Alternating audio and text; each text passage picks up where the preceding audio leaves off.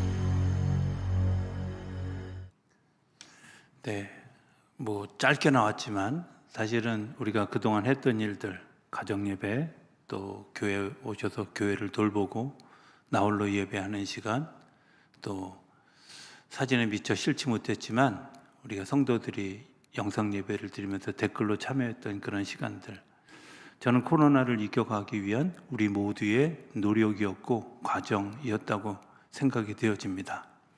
저는 오늘은 그 일들에 대해서 하나님이 이제 이기게 하십니다 라는 선포식이 되기를 바랍니다. 추수감사절에 두 가지 의미가 있다고 생각합니다. 감사함에는 두 가지 의미가 있는데, 하나는 내가 가진 것으로, 내게 주어진 것으로 만족합니다, 이런 겁니다. 우리의 불평은 늘 어디서부터 나오냐면 내가 가진 것은 부족합니다 에서부터 나온 거예요. 내가 가진 것으로 나는 만족합니다. 그런데 우리의 말은 늘 이렇게 이야기합니다. 내가 가진 것은 이것밖에 없습니다. 내가 가진 것은 이것뿐입니다. 뭐 이렇게 얘기하죠. 내가 가진 것이라고 말하는 것에는 내가 주인인 마음이 있죠. 그리고 내가 세상의 중심이 되기를 원하는 마음이 있어요. 그런데 내가 가진 것으로 감사합니다 라는 의미 속에는 하나님이 내게 주신 것이라는 사실을, 내가 능동적인 사람이긴 하지만 하나님이 나에게 주어져서 능동적이 되게 하셨던 하나님을 향한 고백이 있어지는 거죠. 추수감사절에서 가장 중요한 첫 번째 고백은 제가 가진 것으로도 만족합니다 아닐까 생각이 되어집니다. 생각해 보면 코로나 때문에 자영업을 하시는 분들 굉장히 어려운 시간들을 지냈습니다.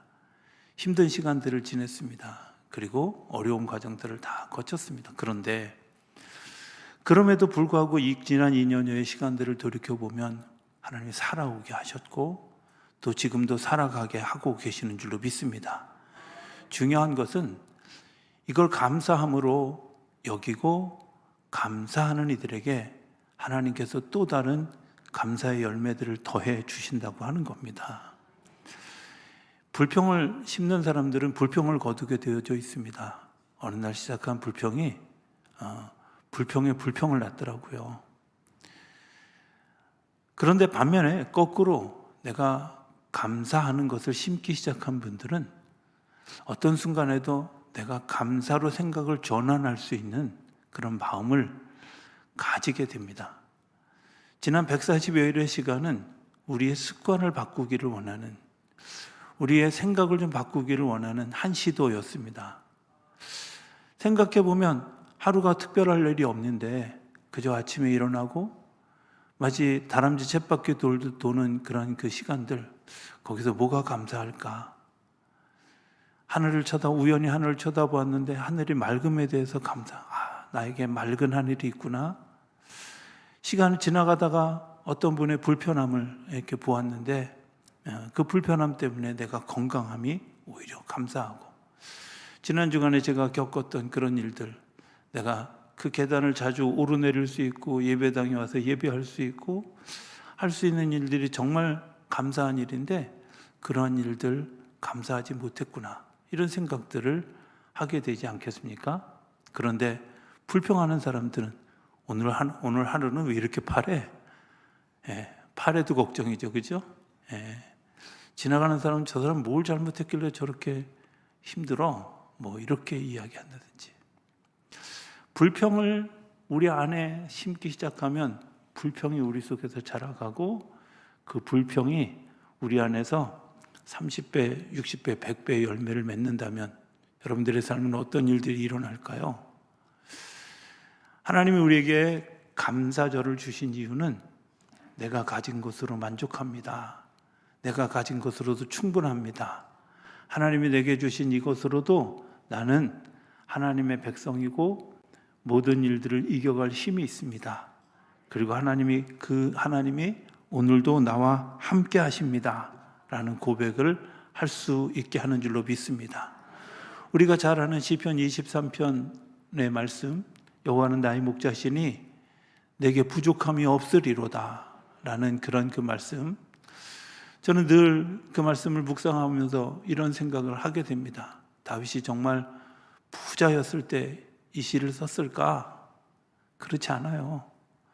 그 시가 쓰여진 건 다윗이 부자였을 때 쓰여진 것이 아니라 자기를 찾아온, 아들나온 걸로 찾아온 400명의 사람들, 빚진 자, 가난한 자, 쫓긴 자, 사람들로부터 학대받는 자, 그야말로 정말 이런 사람들이 모여서 오갈 데 없는 사람들을 챙겨야 되는 그런 그 작은 그런 그 부대의 장수가 되어졌을 때 어떻게 저들을 먹일까? 저들과 더불어서 어떻게 우리가 피해 다니면서 잘 살 수 있을까? 어떻게 저들이 하루하루를 유지할 수 있을까? 이런 거 걱정해야 될 때였어요. 그래서 제사장을 찾아가서 진설병 교체한 떡을 얻어먹고 자기가 죽였던 골리앗의 칼을 얻어들고 그렇게 비참하게 살 때, 때로는 자기의 식솔 때문에 남의 나라에 가서 망명해서 미친 짓을 해야 될 그런 시간들을 지내고 있을 때 다윗은 이렇게 고백하는 거예요. 여호와는 나의 목자시니 내가 부족함이 없다고. 저는 그 믿음이 너무 대단한 믿음이다 이런 생각을 합니다. 내가 부족함이 없습니다. 여호와는 나의 목자시니. 감사한다는 말 속에는 하나님이 내 안에 계시고 나의 삶의 주인인 것을 고백하는 우리의 고백이 전제되어 있는 줄로 믿습니다. 그래서 내가 가진 것이 하나님의 은혜고, 내가 오늘 누리고 있는 것이 하나님의 선물이고, 내가 누려갈 또 다른 내일이 하나님이 나에게 주신 비전이라고 하는 사실을 우리가 가슴 깊이 인식하는 시간, 그게 감사절을 맞이하는 우리의 마음이 아닐까 이런 생각을 해보게 되죠. 나는 과연 그렇게 고백할 수 있을까? 여호와는 나의 목자시니 내가 부족함이 없으리로다. 내가 부족함이 없다. 정말 이렇게 고백할 수 있을까? 이런 생각. 그가 나를 푸른 풀밭에 누이시니 나를 늘 쉴만한 물가로 인도하신다. 이렇게 이야기할 수 있을까? 여러분들, 우리의 믿음의 고백 속에 분명한, 하나님을 향한 분명한 우리의 고백은 이런 것들이 되어야 하리라 믿습니다. 그럴 때 진정한 감사가 일어나는 줄로 믿습니다. 하나님이 오늘 저와 여러분들을 이곳에 보내셨고 이곳에서 함께 예배하게 하신 것은 하나님이시고, 오늘 예배를 통해서 하나님께서 우리에게 새로운 생명의 능력을 더해 주셔서 우리로 하여금 내일의 소망을 가지고 시작할 수 있도록 인도해 주시는 분이 하나님이신 줄로 믿을 수 있게 되기를 바랍니다. 그리고 그것 때문에 이제 내일부터 시작하는 또 다른 파도, 그것들을 잘 이겨가는 하나님의 능력자들이 되어줄 수 있게 되기를 주의 이름으로 축복합니다. 두 번째 전제는 내 이웃이 소중하다고 하는 사실입니다. 하나님이 내게 주신 것 감사합니다와 더불어서 내 이웃이 소중하다는 거죠. 오늘 본문을 말씀을 이렇게 생각해 보면 굉장히 야속하게 들릴지 모릅니다. 1년 동안 그렇게 농사하고 수고하고 애쓴 것, 그 모퉁이 베어내지 말고 가난한 사람들에게 나눠주라, 이 말 그렇게 소중하게 들릴지 모릅니다. 불편하게 들릴지도 모릅니다. 그런데 우리가 기억해야 되는 것 하나가 있습니다. 우리는 다 육으로 태어난 육적인 존재입니다. 그런데 이 육적인 존재들이 영적인 존재가 되고, 아까 다윗의 시처럼 하나님 한 분만으로 나는 만족합니다, 이렇게 살아가는 일은 쉬운 일이 아닙니다. 겪어보셨잖아요. 그렇죠? 우리가 육적으로 태어났는데 내가 영적으로 살려고 하는데 얼마나 많은 넘어짐이 있습니까? 얼마나 많은 힘듦이 있습니까? 그런데 그 시간들을 지나올 때 하나님이 나에게 어떤 일들을 행하셨던가 생각해 보면, 먼저 된 나를 세우기 위해서 세워졌던 영적인 자들이 나를 일으켜 세워주셨다는 거예요. 때로는 삶으로, 때로는 말씀으로, 때로는 격려로, 때로는 돌봄으로, 때로는 이해가 되지 않는 그런 나눔으로 우리에게 베풀어 주었기 때문에 오늘의 내가 있는 것이 아닐까, 이런 생각을 해보게 되죠.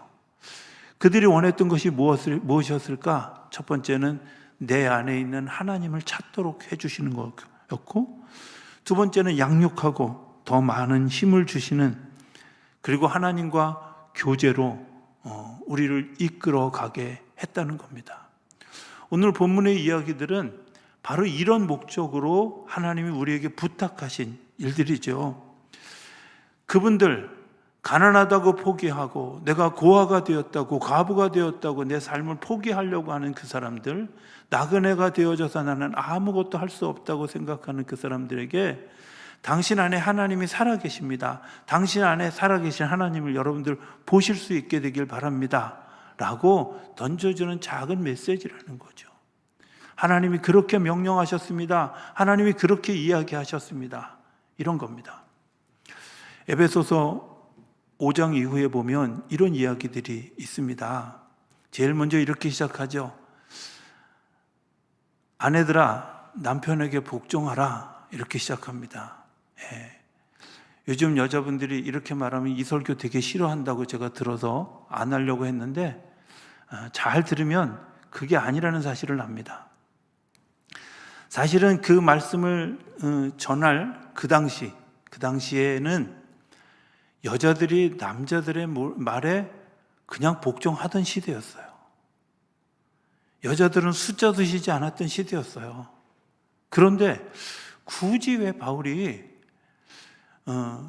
에베소에 보내는 편지를 쓰면서 아내들아 남편들에게 복종해라, 그리고 뒤에 뭐라고 단서를 붙이냐면 이게 그리스도와 교회가 가지고 있는 비밀들이라고 이야기합니다.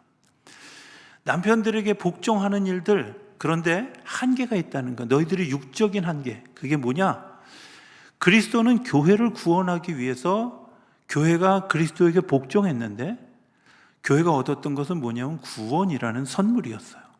그런데 남편을 복종한다고 해서 아내가 구원이라는 선물을 다 받을까요?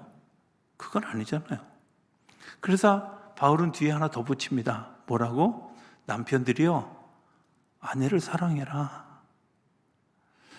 사람을 살리고 사람을 세우는 일은 뭘로 할 수 있는 거냐면 복종함으로 되어지는 것이 아니라 그 복종함 속에 주어질 사랑이라고 하는 씨앗을 심지 않으면 그 존재가 일어날 수 없다는 걸 이야기하는 거예요.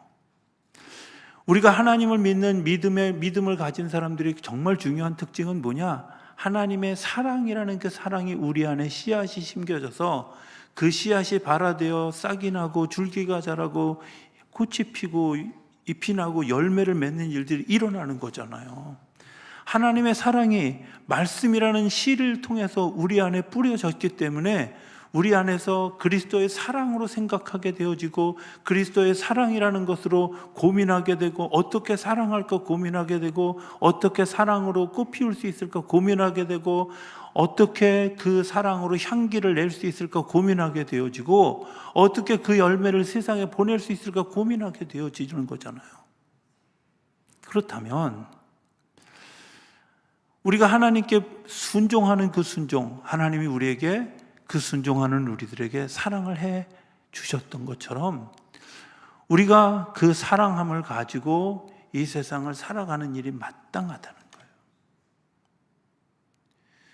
그 사랑은 죽은 사람을 살리기도 하고 소망을 잃어버린 사람들에게 소망을 주기도 하고 병든 자들에게 희망을 주기도 하고 넘어졌던 자를 일어나기도 하고, 제가 계속 반복하는데도 불구하고 눈치 없는 우리 교인들은 아무도 아멘 안 하는 그런 일들이,